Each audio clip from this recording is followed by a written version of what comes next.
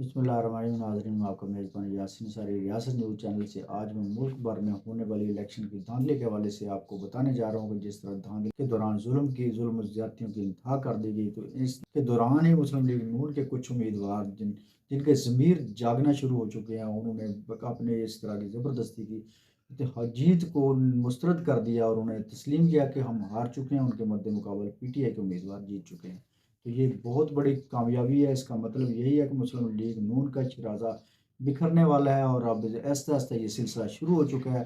तो इस हवाले से बताता चलूँ कि जिस तरह से ये ज़बरदस्त धांधली के ज़रिए रिटर्निंग अफसरान के ऊपर दबाव डाला गया और उम्मीदवारों को कामयाब कराया गया, उनमें से कुछ रिटर्निंग जो ऑफिसर थे वो बिल्कुल डट के खड़े हो गए। उन्होंने इस जुल्म और ज़्यादती को अपने ऊपर मुसल्लत करवाने और लोगों के साथ जुल्म करने से की बजाय उन्होंने अपनी सर्विस से इनकार कर दिया। उन्होंने कहा हम मज़ीद सर्विसेज भी नहीं दे सकते। जिनमें जो एडिशनल डिप्टी कमिश्नर खुशाब हैं, उन्होंने उन्होंने अपनी सीट से इस्तीफ़ा दिया और उनका कहना यही था कि मैं इस जुल्म का हिस्सा नहीं बनना चाहता।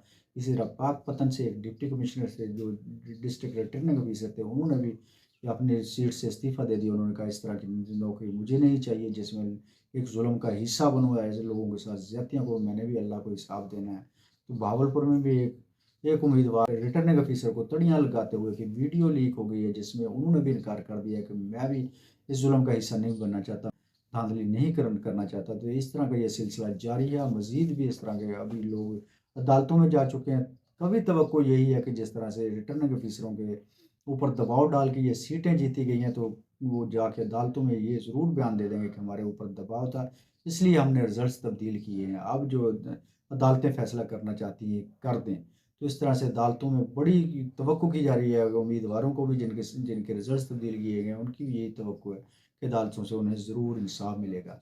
और दूसरी जानब पाकिस्तान मुस्लिम लीग नून के जो उम्मीदवार कामयाब करार दिए जा रहे हैं, उनमें उन्होंने भी आहिस्ता आहिस्ता अपनी वीडियो बयान जारी करना शुरू कर दिए और अपनी इस जीत को शिकस्त तस्लीम करते हुए अपने वीडियो बयान जारी किए। उनका कहना है कि हम इस तरह की जीत को किसी सूरत भी अपने ऊपर लागू नहीं करना चाहते। इस हवाले से मैं आपको बताता चलूँगा, खुशाब से करम इलाही साहब हैं मुस्लिम लीग नून के, जिनको ज़बरदस्ती जितवाया जा रहा था। उन्होंने बल्कि अपनी जीत को तस्लीम करने की बजाय उन्होंने अपनी शिकस्त को तस्लीम किया और अपने वीडियो बयान में दूसरे अपने मद्दे मुकाबल PTI के उम्मीदवार को मुबारकबाद भी दी। उनका कहना था इस तरह की जीत मुझे नहीं चाहिए। इस तरह ख्वाजा साद रफ़ीक साहब का भी लगता है कुछ ज़मीर जाग चुका है। उन्होंने भी इस तरह का आगे एक वीडियो बयान जारी कर दिया। इस तरह जावेद अख्तर लोंडे साहब हैं, जिनकी मैं आपको वीडियो भी दिखाता हूँ। इस वीडियो में आप देखें कि उनका भी यही कहना है कि मैं मेरे उम्मीदवार ने बहुत ज़्यादा वोट लिए और इमरान खान को वो ये वोट पड़े हैं, तो मैं इस तरह की जीत को कभी भी जीत नहीं समझता, मैं तो अपनी हार समझता हूँ। उन्होंने भी अपने मद्दे मुकाबले उम्मीदवार को मुबारकबाद दी है ना। बिस्मिल्लाहिर्रहमानिर्रहीम। सबसे पहले मैं शुक्रिया अदा करना चाहूँगा PP 286 और NA 184 के अवाम का, जिन्होंने हमें वोट और सपोर्ट किया। मैं उनके दिल की अताह गहराइयों से शुक्रिया अदा करता हूँ। और जीतने वाले उम्मीदवारों अली मोहम्मद खान और सरदार फरहत खान, उनको दिल की गहराइयों से मुबारकबाद पेश करता हूँ। मेरी नज़र में तो वो जीते हुए थे, अवाम की नज़र से, अवाम के वोटों से तो वो जीते हुए थे, लेकिन उसके बाद जो हुआ वो एक अलहदा दास्तान है। मैं उसकी पुरजोर अल्फाज में मजम्मत करता हूँ। 57,000 की लीड से जीते हुए बंदे को भी हरा दिया गया, 15-16 हज़ार की लीड से जीते हुए आदमी को भी हरा दिया गया, जो कि अवाम के मैंडेट की तौहीन है। और मैं उसकी शदीद अल्फाज में मजम्मत करता हूँ और मैं उनको मुबारकबाद पेश करता हूँ। आवाम ने उनको मैंडेट दिया, मैं उनको दिल की अता गहराइयों से मुबारकबाद पेश करता हूँ।